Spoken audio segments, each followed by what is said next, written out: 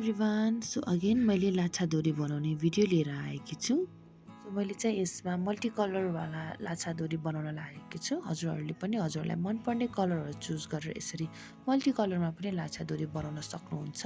यो लाछा डोरीको लागि मैले युज गरेको धागो चाहिँ मसिनोमा हो। हजुरहरूले मोटोमा पनि लिन सक्नुहुन्छ।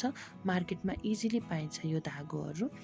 सो यसलाई चाहिँ मैले काटेर आफूलाई मनपर्ने साइजमा लम्बाइमा हजुरले काट्नु होला र मोटाइ पनि हजुरहरूले आफ्नो इच्छा अनुसार राख्न सक्नुहुन्छ।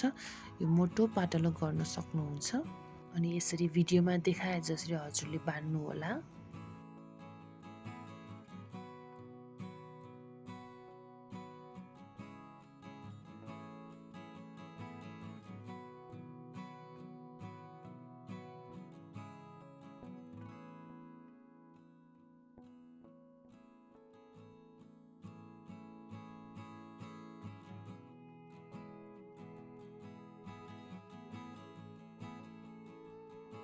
मैले चाहिँ यो लाछा डोरी मल्टी कलरमा बनाउन लागेकी भएर व्हाइट, ग्रीन र रेड कलर कम्बिनेसन एकदमै राम्रो हुने भएकोले यो कम्बिनेसन लिएकी छु। हजुरहरूले आफ्नो इच्छा अनुसार लिन सक्नुहुन्छ। पमपमको लागि चाहिँ हजुरले यसरी काटेर बानेर काट्नुभयो भने चाहिँ एकदमै सजिलो र छिटो पनि बन्छ।